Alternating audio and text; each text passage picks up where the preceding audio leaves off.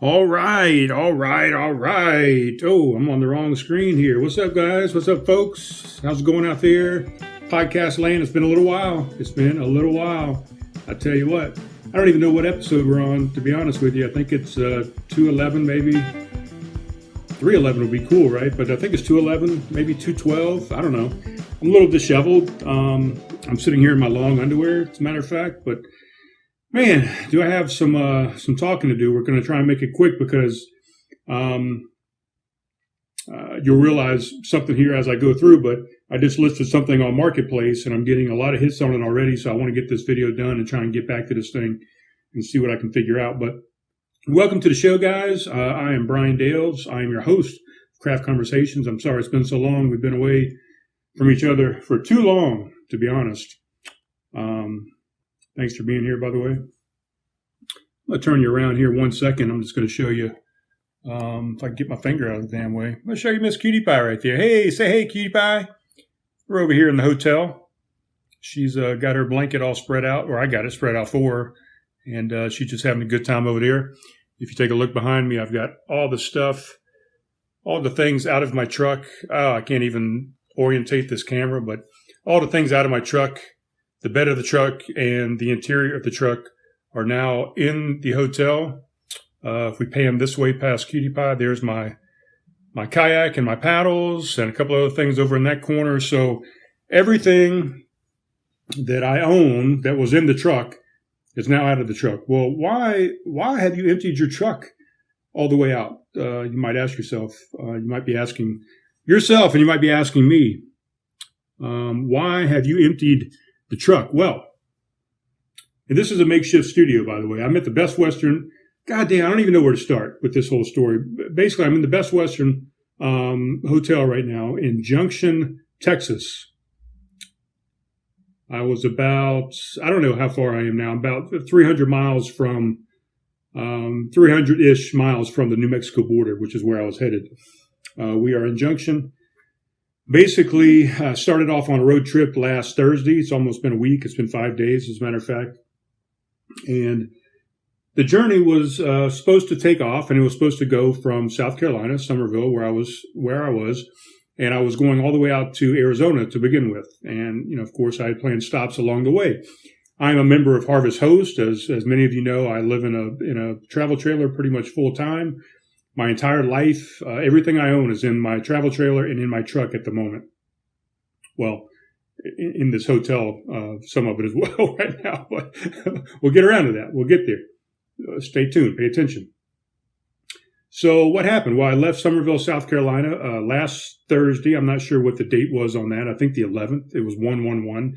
I do remember that now. So I left there in my first location. I'm a member of Harvest Host. So what that means is, I'm grandfathered in. I pay $80 a year for this membership to Harvest Host. And what Harvest Host does is they provide overnight stays, no hookups. You have to be self-contained like I am with your own water and power and bathroom and all that kind of stuff. But they provide an overnight stay free of charge just by being a member of Harvest Host.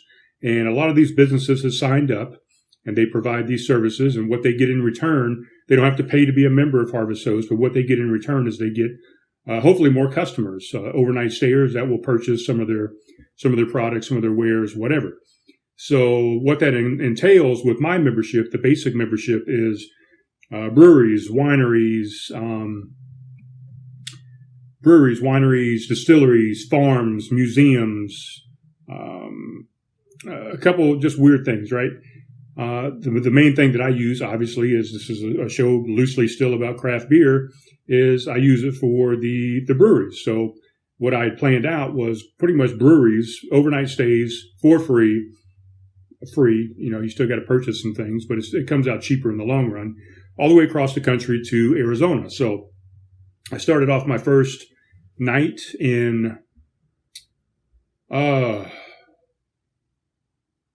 it, I can't remember the name of the town now. The brewery is Folklore Brewing Company. I was in, I can look it up. Stand by.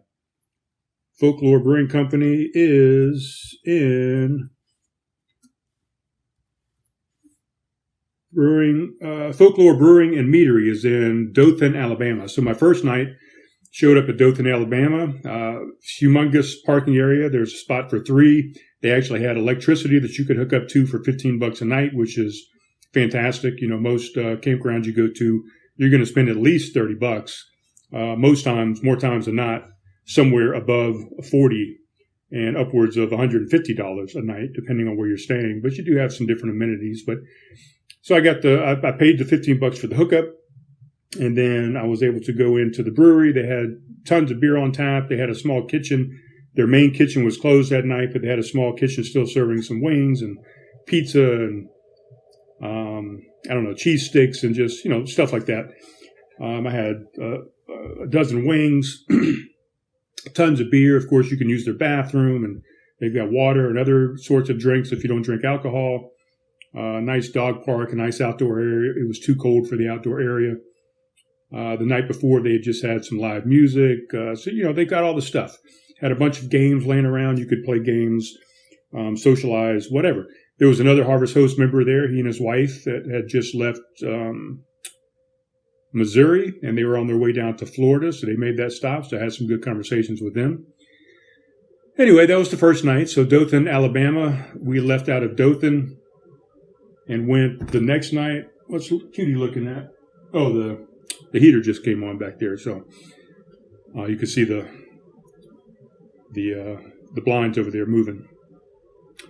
We left Dothan, Alabama, and we had to stay in Covington, Louisiana. We went to Abita Springs, or it was outside of Abita Springs. The original brewery for Abita Brewing Company is in Abita Springs, and they outgrew that original location. They moved a few miles up the road to Covington, got a much bigger location. I mean, this thing's huge. It's probably, twice, 3 times the size interior-wise as the Abita Springs location. Again, a huge parking lot. They had a space for 5 RVs. No problem pulling in and out. No hookups at this one, but it was a nice gravel area, nice and level. Stayed the night there, hung out with the guys on the inside. Cutie, all these places are usually pet-friendly. Cutie was in there all night with me. Everybody was coming up and loving on Miss Cutie Pie. Nobody loved on me, I just want to say, but they all loved on Cutie Pie. I didn't get any pets or kisses, and nobody sat on the floor with me or any of that stuff. But had some great beers there. Did not eat. I went back to the trailer and made some stuff out of the trailer. They didn't have any food or a food truck or anything that particular day. This was on a Friday evening. They were going to have some food truck and some entertainment and stuff over the weekend. Holiday weekend, obviously. Left Abita Springs the next morning on that Saturday, and we had another reservation set up in Houston, Texas, right in downtown Houston, Texas, a place called Equal Parts Brewing Company. So went down there, stayed the night at Equal Parts. Again, a nice, huge gravel lot, easy to get in, easy to get out. No backing up, none of that bullshit that you sometimes have to do at these places. And no hookups or anything there. Went inside. They had the championship wild card games going on. Big projection projector projecting up on the nice wall there. They had very clean bathrooms. Lots of people on the inside. Tons of great beer. We were the only dog in there that night as well as Abita. Folklore Brewing Company, there was a couple other dogs. So Equal Parts Brewing, probably so far the best brewery that we've been to so far. Abita was fantastic. They've all been great, but beer-wise, Equal Parts just, they threw it down. They had some really, really good beer and a lot of it. So drank all the beer, pretty much closed the place down, went back to the trailer, slept overnight, had a train that went by pretty much all night long, which was fine, but a little train horn honking kind of reminded me of being out on the Mississippi River, because the train line pretty much follows the Mississippi all the way down to the Gulf. So we had a train almost every night that we camped. There was a train with train horns going off. So that was kind of a cool nostalgia thing for me. Let's see, we left Houston, Texas, and the weather had started to pull in. Some of this weather that everybody has been seeing, cold temperatures and freezing rain and frost and snow coming in. So I beat that for the most part. I went through some rain and some wind getting down to Alabama and through Louisiana. But to Houston was just a beautiful day. And then we left Houston to go to Comfort, Texas, which was the Kinematic Brewing Company. It was actually on a farm. I can't remember the name of the farm off the top of my head. Started going over there. The temperature started dropping pretty heavily. By the time we got into Comfort, it was well into the 20s already, with the wind chill down into the high teens. Huge. I mean, this is the biggest lot I've had so far in a Harvest Host, but this was a huge field that, I mean, you could have parked easily 100 RVs out there, without a doubt. Again, no hookups, super flat. Not grass, not wet, no water or anything. Very, very nice dry ground. Pulled in, we got a little bit leveled. I had to level a little bit on the passenger side. Got all squared away. Got threw the ball a little bit with Cutie Pie in that large field. Let her exercise a little bit. Got all dressed up and ready and started walking up to the brewery. You had to go through a little fence and up a little set of homemade stairs into this little back area, which was fantastic. Back area, huge stage they had out there, a bunch of Adirondack chairs, picnic tables, huge, beautiful trees, very nice area. Obviously way too cold for anybody to be outside, so I didn't see anyone. I figured everybody's going to be on the inside. The brewery is supposed to be open from 1 to 6. And all these had been approved, by the way, through Harvest Host. You have to request these reservations. So I had requested, and everything had been approved, through text and through email. So I started walking up to the brewery. I'm taking some pictures because I always post pictures and let everybody know where I'm staying and kind of give them a feel of my journey. And people like to play along. Walk up to the brewery, pull on the door. The door does not open. The door is locked. I peek in the window.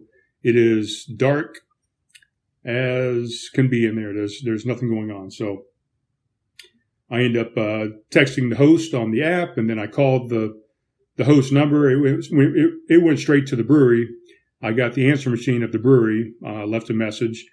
I finally get a text back from because there was supposed to be some weather. If you follow along with me on Facebook and on Instagram, you would see that I posted that the weather was going to get just treacherous. There was supposed to be some freezing rain and frost coming through. The roads were going to be icy. The wind chill was going to be hellacious, down in the single digits. Anyway, I finally get a message back from the brewery. Sorry, we made the decision at the last minute to close because of the tearing weather that was coming through. I thought we had contacted all of our guests. I guess I missed somebody. I apologize. Please feel free to stay on the land.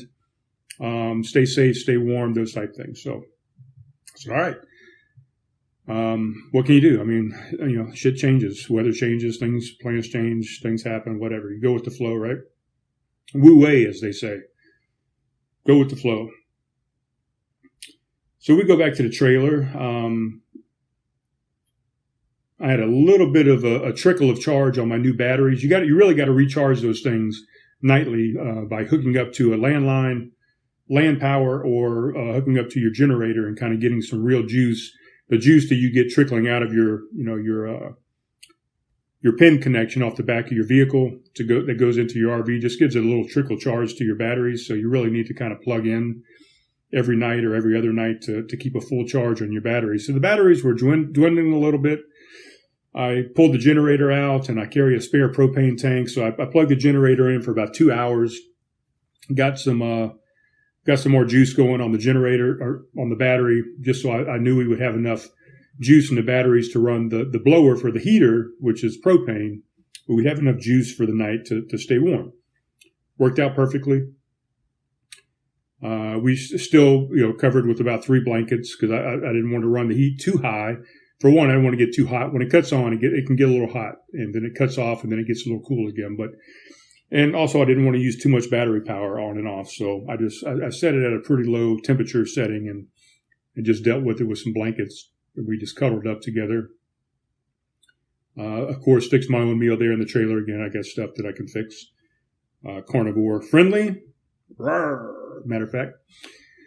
And what else? So Woke up the next morning bright and early because we had a 370-mile drive to Hobbs, New Mexico. We were going to finally leave Texas and go into Mexico that day. So left early and wanted to make sure we got a good jump on the day. And I knew the weather was going to be a little treacherous. So we wanted to get out and just kind of get on the road. It was a holiday yesterday. It was Martin Luther King Day. So I knew traffic wasn't going to be too bad. We gassed up at a Love's gas station about 5 miles from where we were staying. Freezing cold temperatures. I mean, it was colder than a witch's tit, as they would say, right? Or as what else do they say? Cold as Deborah Pietafesso's face, I think they say. No, I'm just kidding. I'm just kidding, Deb. Don't get mad at me, Paul. Tell her to calm down, okay? I thought it was funny. It took me all day. I was thinking about that all day. I was going to use that line. I wasn't going to say face originally. I was going to say or Deborah Pietafesso's tit, but face just came out. I'm sorry. I'll get in trouble. I'm going to get in trouble for that. So we left. I don't know. I was going to go to the next Love's gas station, which was about 100 miles, and re-gas up. We're about halfway in between there, maybe 50 miles in. I'm going 20 miles an hour at least under the speed limit because I can see that there's, it looks like the roads may be a little slippery. I've gone over a few bridges. I've had both hands on the wheel. I'm real cautious. I'm staying steady and not, twisting and turning. I'm not changing lanes. I'm staying in one lane, taking all the precautions I can take as much as you can. And I get on this one stretch of road right around Mountain Home, Texas. And I look over into the median and I see a couple overturned vehicles. As a matter of fact, when we left the farm that morning in Comfort, there was an overturned travel trailer in the median of the Interstate 10. And there was a semi-tractor trailer on the other side of Interstate 10 going east that had overturned as well. So that must have happened sometime during the night or early morning. So that was already maybe a forewarning that I should have taken and just hunkered down somewhere and waited to the midday or something. But anyway, I didn't. Going through Mountain Home, I see another vehicle in the middle of the road, an overturned pickup truck. A little further down, I see another overturned vehicle in the median. And I'm like, holy shit. So I'm being real cautious. I got both hands on the wheel. I'm staying, right around 60, a little bit below 60. The speed limit's 80 miles an hour. It's not too windy. I'm not getting blown all over the place. I'm just staying nice and steady, white knuckling it down this road, still staying in one lane. I'm not changing lanes. If somebody wants to come around me, go around me. I'm not moving. If somebody's in front of me, I just slow down. I'm not changing lanes.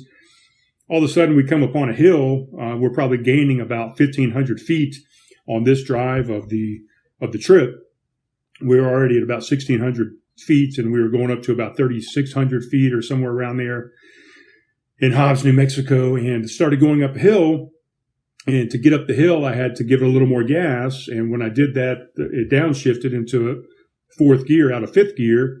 And on that downshift, the only thing I can think of on that downshift, just a little bit of pull, on the downshift, it gave a little pull, and the trailer just got just a little bit of shimmy to it. And that's all it took, man. I'm going up that hill. The road must have been a little icy. It wasn't real well traveled, so it ices even more. The police officer said, if it's not well traveled, it doesn't stay heated up, and it just ices over more. So since it was a holiday and not too many people were traveling, that was probably the case. Just that little bump on the gas, put a little bit of spin on the back of the trailer. It was enough to where it got some momentum and just started swinging wider and wider, fishtailing out. Next thing I know, I'm trying to correct the fishtail in the back, and I'm almost taking myself into almost took myself into the median. And 100% for sure, no doubt about it, if I would have gone into that median, we would have the travel trailer would have flipped over on its side. It would have probably taken me with it. We would have rolled down the hill into the median and probably flipped a couple times, if not at least once. I corrected, pulled myself out of the median, pulled out. I felt like I was going to straighten back out.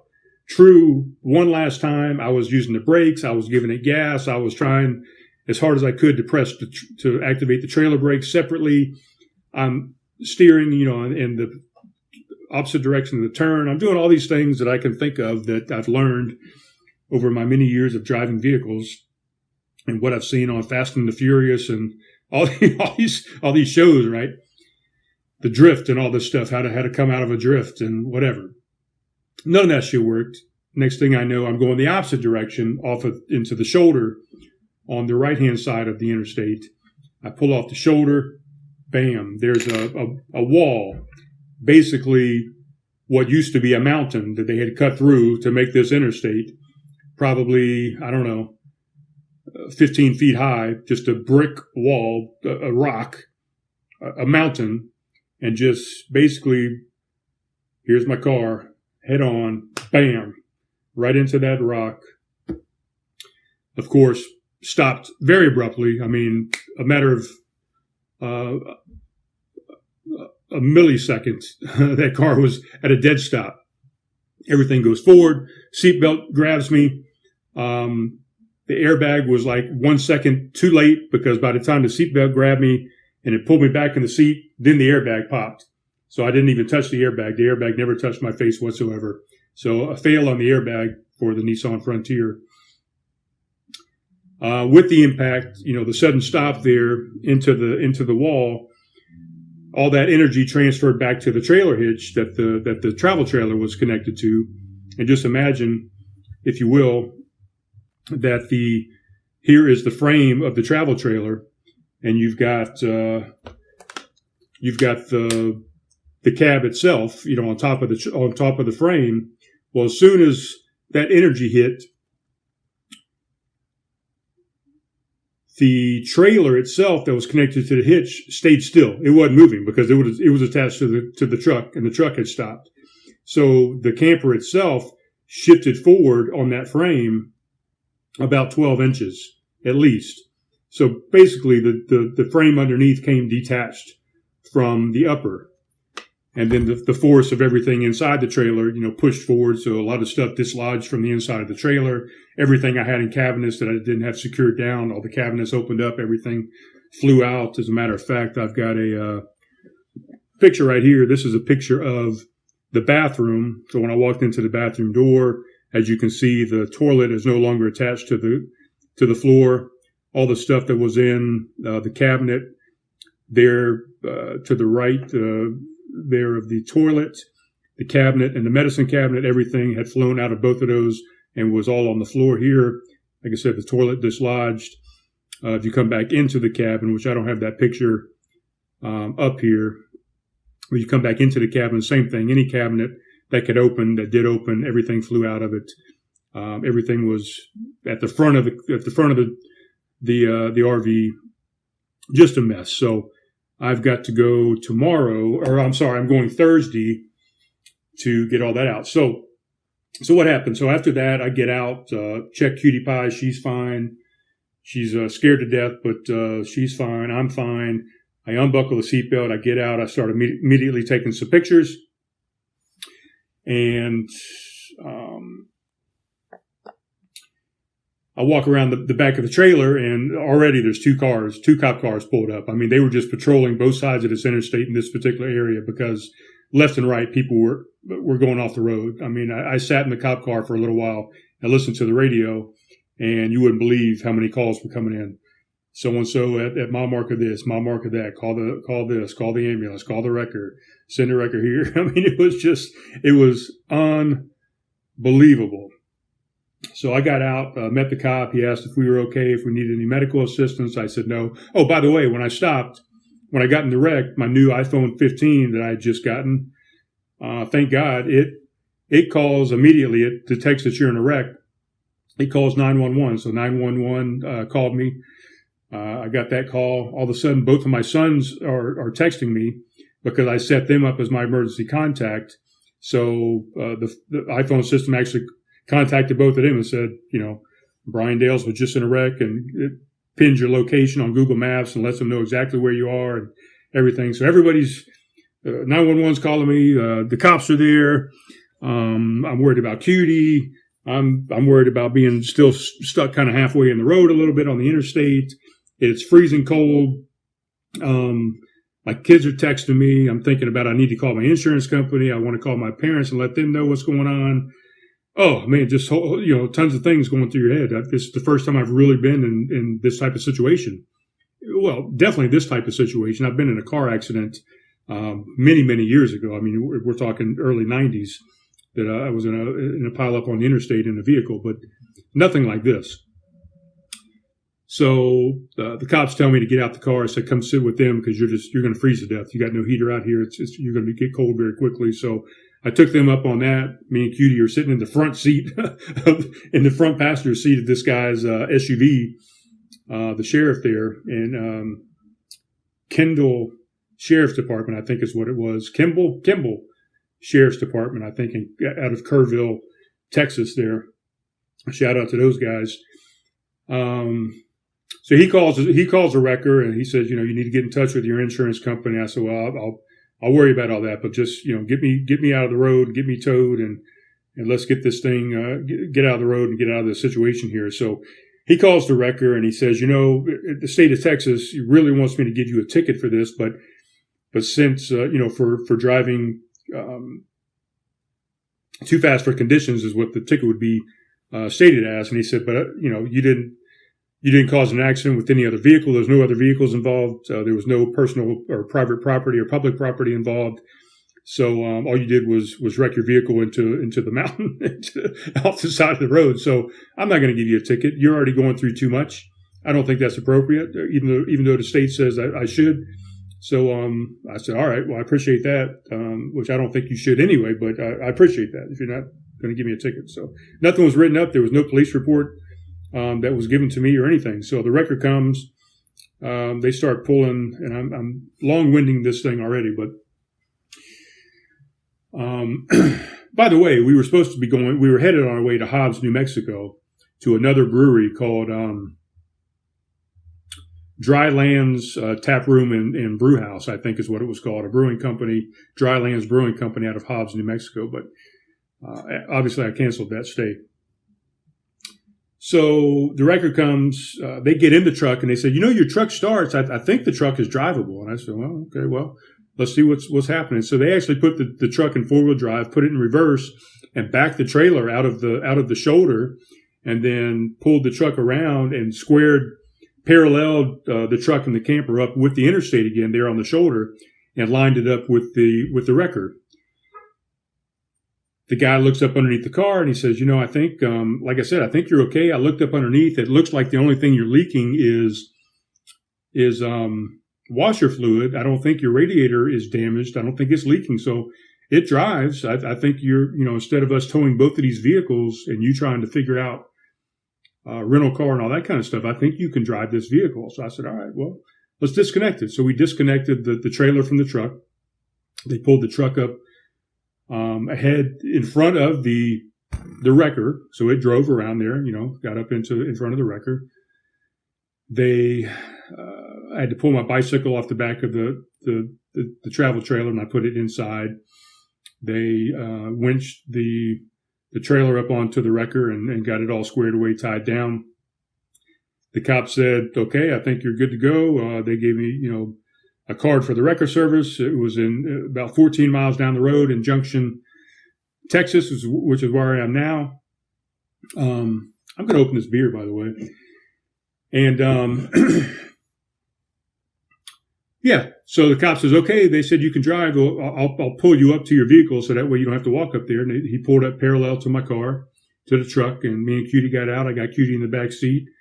I got my bags and a couple of personal items I had put in the cop car just in case he was going to drive me somewhere, and put them back in the truck and started it up and put it in gear, and we pulled out onto the interstate. The truck would never change gears, so we're going, and I'm trying to accelerate, and the car just wasn't shifting gears. It was like it was stuck in second or third gear. I feel like it was third gear. So I'm getting up to about 40 miles an hour, possibly 45, and I'm pegging out the RPMs. So I'm just saying, okay, this is all I'm going to do. I got my hazards on. I need to go 14 miles up to the same exit that the wrecker's going, try and find me a hotel right there and just decompress and try and figure all this stuff out, right? I just need to get somewhere. I just need to get somewhere warm, get into a hotel room and and just fucking lay down for a second, right? Next thing I know, out the out the passenger side of the hood, I see some steam coming out, some smoke coming out. So I said, the only thing that can possibly be is the radiator fluid is leaking. So I start looking over at my temperature gauge. Obviously, the temperature gauge starts going up. More steam starts coming up. So I've definitely damaged something on the radiator, whether it's a hose, the radiator itself. But I mean, it crushed the front of that truck. So I'm pretty sure it somehow punctured the radiator, which is fairly new, by the way. So that radiator is only 3 years old. Doesn't matter now. So let's just put a pin in that right there. Let's stop right there for a second. I hate that saying, put a pin in it. That's why I said it, because I can't stand that saying. But we're going to open this beer real quick. What camera are we on? We're going to go to this camera right here.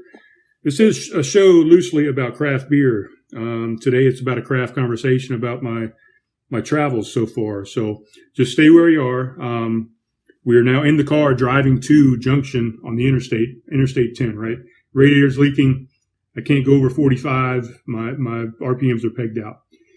Well, right now we're going to open this TexHex from Shiner Brewing Company. Of course, when you're in Texas, you have to drink some Shiner beer. You don't have to, but most people do. A lot of people do. There's, of course, a lot of other breweries in Texas at this point, but Shiner's been around quite a while. I don't know. We'll have to take a look at that. I'm going to share my screen with you here in a second. But so that's what we're going to drink. Let's share the screen. I'll show you. So we are drinking a Shiner TexHex brew. It's actually from Spoetzl Brewing Company, Spoetzl Brewery. I guess it's not Shiner, or maybe that's where Shiner is brewed. I'm not sure. I'm not real familiar with Shiner. I just know it's a Texas beer. It's an IPA. It's an American IPA. Been a total check-ins of this beer over 18,000 times, uniquely over 16,000 times. I've never had it before. Monthly check-in to this beer is about 182 times a month. Average rating down there, as you can see, is about a 3.63. It's got over 14,000 ratings. It's a 7% ABV beer. ABV is alcohol by volume, guys, and it's got 60 IBUs, which is International Bittering Unit. So a lot of times you can take that number and figure out how bitter a beer is going to be. The higher the number, a lot of times the more bitter that beer is going to be. That doesn't always correlate, because just because it has more hops doesn't mean it's going to be more bitter. And we can discuss that, and we have discussed that on another show, but I'm not going to get into it tonight. I'm trying to make this a little short and sweet so I can edit it and get it out. This is an IPA, basically brewed with cactus water and featuring Amarillo hops. So, I mean, let's get to it, right? I mean, cactuses, Texas, right? The desert, Arizona, New Mexico, Texas. Amarillo, I've never seen so many Amarillos in my life. And most Amarillos I've ever seen, I'm going to tell you right now, all the Amarillos that I've ever seen on the road have been dead. Every single Amarillo has been dead. Matter of fact, me and my buddy Gordon, the elusive Gordon Peters, used to talk about, you never see a live armadillo on the road. They're always dead on the side of the road. Coming through Texas, I saw at least 20 armadillos on the side of the road. All live, scurrying, foraging through the grass, looking for scraps of whatever. But so, with all that said, Amarillo hops, that makes sense, right? For a Texas beer, you're going to put some Amarillo hops in there. Let's see what it says about Spoetzl Brewing Company. If it'll let me go to it, because I'm connected to it was founded, okay, so Shiner is actually a place in Texas. I didn't even know that. But so it was founded in Shiner, Texas. Population of 2,069 in 1909. Brewing beer with old world traditions and recipes for the many German and Czech settlers in Central Texas. Since then, the brewery has grown to be one of the largest independent craft brewers in the country, with our beer available in all 50 states and Mexico. With our beer available in all 50 states and Mexico. But every drop of our award-winning beer is still brewed right here in Shiner, Texas, where it all started over 100 years ago. So there you go, folks. This is a pretty classic beer. I was going to get you can see the symbol up here. I was going to get the Shiner Original. That's their original beer right there. I might even go back and get it, because I don't think I've ever had that. But we're going to drink this TexHex and see what it's all about. But there's your history on Shiner. That's pretty cool, right? Shiner Texas. Didn't even know that was a thing. We'll open this up. I don't have my mic. I don't have a glass even, so I can't share a pour with you, but I will share a sip with you or a gulp.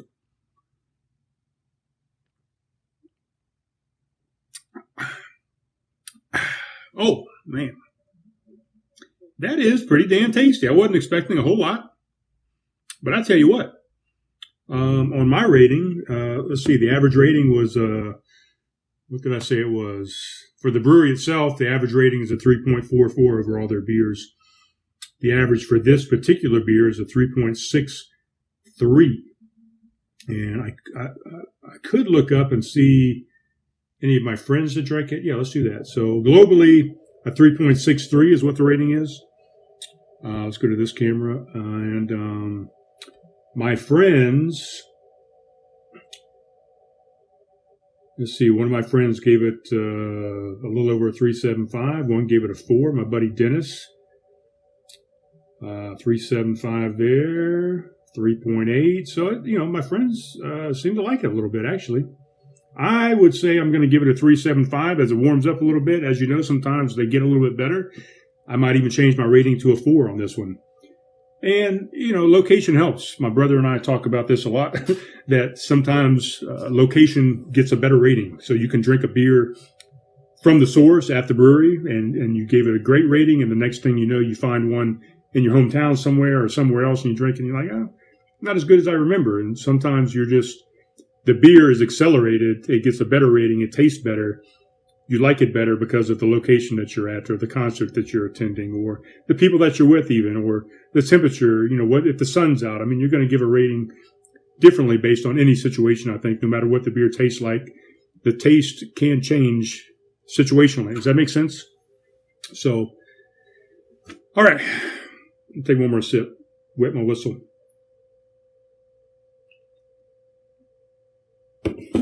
Cutie is out. Man, she's stupid. So, back to the story. I'm puttering down the road.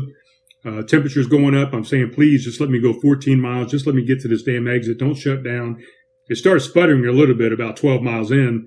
And I'm talking to my son on the phone, as a matter of fact. Not hands-free, by the way. And started sputtering a little bit. I'm like, oh, my God. I don't. Just let me make it to this damn exit. Let me just coast into a hotel.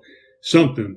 So I get to the exit, I pull off, I get to the stop sign, I take a left, and I go down. I'm like, God damn it, there's no hotels around this place. This town sucks. There was like a Poly gas station that I saw before I got to the exit. I didn't see any hotel signs, sticking up in the air. I finally pull down the road just a little bit further, and next thing I know, I see a roadside inn, a Best Western, not the Best Western, a Best Western hotel, but not the best Western, let's put it that way. And then I see, besides that, is a Holiday Inn Express, which is right here behind us. The Roadway Inn is right here in front of us. The Holiday Inn Express is right behind us, where I'm right in the middle. So I actually drove my truck and pulled it into the Holiday Inn Express parking lot, because I'm a Hilton member. And I figured, why not stay there? I could maybe get a deal. I could work something out. I knew they had interior rooms. The other two hotels I saw had exterior rooms. I knew they probably had a little bit better breakfast, different amenity-wise. I figured the Holiday Inn Express would be better. So I give them a phone call. Their rate is $108 a night. I said, well, here's the situation. I've been in an accident. Both my vehicles are probably going to be totaled. I have my entire life possessions are right here with me. And I have a dog. I said, I'm just looking for the best deal I can get for tonight. If there's anything you can do to help me out. The girl says, let me put you on hold. Let me ask my manager. She comes back and says, well, we are definitely not a dog-friendly hotel. So we can't, if you have a dog, you can't stay here. And I'm like, really? I've been a Hilton member forever. I've stayed in some of your hotels and I've had a dog. I even had my old service dog harness in the truck that I could have put on and said, well, she's a service dog and I could have stayed there, but I'm glad I did. And I'll get that get to you. And she said, tell you why in a minute. She says, no, I'm sorry. We are just definitely not dog friendly. I know the Best Western is dog friendly. You might want to give them a call. You're welcome to leave your vehicle in our parking lot. If it can't be moved, that's fine. I said, okay, thank you. So I called the Best Western. Best Western was $89 a night. I gave her my story. She said, absolutely, we're dog friendly. We'd love to have you. I'm sorry to hear. Is everybody okay? We would love to have you. We actually have a traveler's rate. I don't know if you can hear that, but she's having a dream over here. Let's see if I can show it to you. Nope, that's the wrong camera. She's having a dream over here on the bed. Where? God damn it, I can't get it. Oh, I can't. I just can't figure this thing out. She's having a dream over here on the bed. She was growling at something. So I don't know, probably growling at me. She's probably mad at me because I almost killed her. But so anyway, she says we actually have a traveler's rate. So if you come in and you were on a wreck, if you were in a wreck and you come in on a wrecker and they drop you off, we give you a special rate, which is $59 a night. And I said, well, I didn't come in on a wrecker, but I can guarantee you I was in a wreck, and both my vehicles, my entire house was in a wreck. So I can send you pictures of it on the wrecker if you want me to send you a picture of my travel trailer on the wrecker, and we can work this thing out. So she says, no, I got you. We got you covered. So come on over. So I said, all right. Gathered my possessions, just a limited amount of stuff I packed in a backpack out of the trailer. Brought it over, brought Cutie over, her blankets, her food, whatever. We check in for one night at the moment. I said, just give me one night. Let me figure things out, and I'll readjust as I can think, because I can't even think right now. So we get checked in. We go to the room, and $59 a night. Of course, some taxes and stuff. But I mean, what a deal, right? To go from $108 to this place that wouldn't take my goddamn pet when we're in, a bad situation, to go down to $59 a night, and very accommodating, very generous people over here. They have a breakfast that was just as good as any breakfast I've had at a Hampton Inn or a Hilton or any of those guys. They got a fitness center. They got a pool, of course, is closed. It's too cold outside. A nice little lounge area with a fireplace. Fantastic. The room itself has a king bed. It's giant. Plenty of space in here. I mean, you saw I've got space for everything that was in my truck is laid out in here. So plenty of room. It's got a refrigerator. It's got a microwave. It's got a coffee pot. It's got a big screen TV. It's got a tub, shower, hair dryer, everything you need right here, man. It's a fantastic room for $59. I'm not complaining at all. And actually, I had the benefit of an exterior room. And I'll tell you why. So I finally get situated yesterday. First thing I want to do is just take a shower. Everybody's calling me. Everybody's got questions. I'm getting texts from all the places. I posted on Facebook, so everybody's messaging me there, and everybody out of the woodworks is trying to figure out what's going on, right? So I said, look, I ain't talking to nobody. I'm not calling the insurance company. I ain't doing shit. I'm taking a shower because I hadn't had a shower since Thursday, since we left. I said, I'm getting in a hot shower, getting cleaned up before I make any more decisions. So that's what I did. I got all cleaned up. After that, I put my clothes back on. I walked down the street. Actually, I got in the car because I wanted to move the car over here. I knew it would drive. It just overheat if I went too far. So I got back in the truck, drove it over here. Actually, I drove it about a tenth of a mile up to the gas station. Got me a Subway sandwich. Yes, I'm doing carnivore, but I said, fuck it, I'm getting a goddamn Subway sandwich. Got me a foot long. I ate the second half today. I got me a 6-pack of some IPAs, a different one than the one I just shared with you. A couple other odds and ends, and drove back over here. I went back out in the car a little bit later after I called the insurance company. So I called the insurance company. I got the whole what's what. I'll get back to them in a second. But I got back in the car later. I went to Dairy Queen. Only thing here is a Dairy Queen, these 3 hotels, 3 gas stations right here, the Dairy Queen, a Sonic, and the Subway inside the gas station. So this is it, right here within walking distance of where I am. Nothing else here in Junction at this juncture, right? So I come back. I got me a few chicken fingers, some slicey chicken fingers, and I got me a Butterfinger Blast because I was just craving a milkshake because I needed some comfort, So I finally got with my parents. I got with my kids. I got with everybody that was trying to get in contact with me, answer some questions. I got with the insurance company. The insurance company, I've only got liability on my truck, so they said you're pretty much screwed on your truck. Any repair or towing or rental car, anything you need is on you because you didn't have the proper coverage to cover something like this. So the only thing my insurance covers is if I was in a wreck with somebody else and it was my fault, then the insurance would cover the other drivers. So the truck is on me. The camper is fully covered. So I get a little bit of a stipend or for lodging and for food and stuff like that from the insurance company. For the trailer is covered for towing. So the towing is covered to where it is now. And it's covered whether they repair it or whether it's totaled. So they sent they surveyed the pictures that I sent them, and they said they called me back today and said, yes, Mr. Dales, it doesn't look like we're going to cover any repairs because it's going to be more than what the trailer is worth. So we're going to total the trailer. What you'll need to do is figure out a way to get over there, get everything unloaded from the trailer, all your possessions, so we can have it sent to a salvage yard and salvage it. We'll get another claims person to be in touch with you and tell you what the payout is going to be. The value of the travel trailer that they assess will be sending you a check and paying you that value. So I didn't get paid for the repairs because we didn't repair it, but I'm going to get paid the assessed value of the travel trailer as compensation from the insurance company. Again, the truck is on me. They ain't paying shit. They ain't towing shit. They ain't doing shit for that truck. So as of right now, as far as the truck goes, I've got it all emptied. Everything that was in that truck, in the bed, in the interior, is laid out in this hotel room. And that's why it was lucky that I didn't stay at the other fucking hotel because they didn't want me anyway, and it was more expensive, had interior rooms. It was lucky I got over here at a better rate in an exterior room because I parked my truck literally right in front of this door, and I was able to shuttle everything from the interior of the truck and the bed of the truck easily into the hotel room within a matter of about 45 minutes.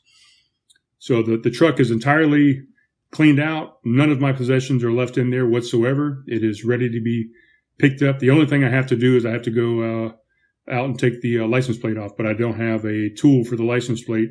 It's a star, one of those star tool things. So I don't have one of those tools at the moment. I won't have that until I get to the trailer and get all my tools out of the trailer. So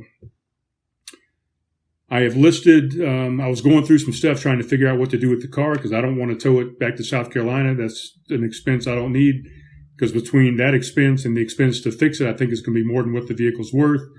I'm just going to total it. I'm going to try and sell it and get it out of my hair. So I called some salvage companies around here, some garages. They wanted to give me, $200-$300 for it. I went online and went through Cash for Cars. You see those signs all over the place. We'll pay cash for your car. I called them. They have offered me a little over $1,400 for the car. I've also listed the vehicle here locally in Junction on Marketplace. And before I started this show, and I probably should be looking at these, I probably have 24, I probably have 30 different requests so far. And one I saw said, I'll take it as is right now. Call me, please, immediately. Please call me. So I think I might have sold it, and I put it on there for $3,500. So hopefully I'm going to be getting somebody to come pick this thing up and take it out of my hands for $3,500. Add that to whatever I'm going to get for the trailer, and that's what I'll be using mostly to acquire some new vehicles and try and get back on the road. Yes, I will be getting back on the road. When and where and how, haven't figured all that out yet, but that's in the future. I'm in the present right now. So the present right now is trying to sell this truck. That's my first thing. I've got a U-Haul set up already for Thursday. I'm not going to go through the details on that. I had some run around on that for a second, but I got that all squared away. I'm picking that up. It's within walking distance, a 45-minute walk from here. So Thursday I'll walk down, pick up the U-Haul, go to the tow yard where my RV is stored. I'm going to back the U-Haul in there. I'm going to take everything that I own my entire life out of the RV and pack it up into that U-Haul. And then I'm going to give them the keys and say, there you go. That's the RV is yours. I'll see you later. Kiss it goodbye. Also, I get to take any pictures of any damaged items that I might have, personal items, and they'll reimburse me for those items as well. If I can put a value to it, I'm covered for like $10,000 on my stuff on the interior of the RV. Don't know why I didn't put comp and collision on my truck. I mean, it's paid off. I figured all I needed was liability insurance on it. I was never going to be in a wreck, blah, blah, blah. Yell at me up through the screen all you want. But next vehicle, obviously, I'll have comp and collision on it. So I won't have to worry about all this extra bullshit. Everything will just be taken care of with the insurance company. So that's a little bit of a headache. But anyway, I'll drive the U-Haul back over to here. I'll pack. Again, this hotel has been fantastic. I went to the front desk and I said, look, I need to get all my belongings into a U-Haul. So do you have any boxes you could spare instead of me having to go to a store and buy boxes and tape them together and all this bullshit, build them? They gave me a shit ton of boxes over here. I think everything that I pulled out of the truck that's not already in a bin or a box, I should be able to pack up into these boxes with some to spare. I'm going to see if they even have more. So I'll pull everything back over here. I'll box everything and organize everything, get everything packed up in the U-Haul. I'll check out of here as soon as I feel like it. I got the hotel set up for a week at the moment at the $59 rate. And then I'm going to hit the U-Haul back on the road, and they've given me 6 days to go from here back to Summerville, South Carolina at a military rate, which is a much better rate than what the original rate was that they were going to charge me to go from here to South Carolina. So, right around $1,000 or so to get me back over there, get unloaded, and then I'll start looking for new vehicles. So that's the whatnot, that's what's going on. That's the lowdown. That's the scuttlebutt, as my good friend Jeff Rainey used to say back at Scott Air Force Base, the scuttlebutt. That's what's happening, My Eagles got toasted last night. So did the Cowboys. So that's good. I still got money on the Ravens to win the Super Bowl. So maybe that luck will pay out. But that's all I got. I'm going to go and see if I can answer some of these Facebook messages and on Marketplace. And maybe I've got some even room to go even higher on the price I listed on there. If I got enough people to say, no, I want it, no, I want it, no, I want it. I said, well, name your price, dude, and you can have it. So hopefully some of these people can come pick it up and I'll get an even better price than what Cash for Cars is going to give me. But that's the lowdown. Let me answer some of these messages. I appreciate you guys listening, watching if you did. And that's what's going on here in Junction, Texas. We're at 53 minutes. Cheers to all you guys out there. Stay safe on the roads. Check your car insurance, your RV insurance, see what you're covered for. Make sure you got the right coverage for you. That would be my lesson for today. And, also, if the roads are a little icy, maybe stay off of them. I don't know. That's up to you. That's your own decision. But okay, guys, that's it. I love you. Thank you. I'm sorry it's been so long since I've talked to you. Again, I'm Brian. I'm your host.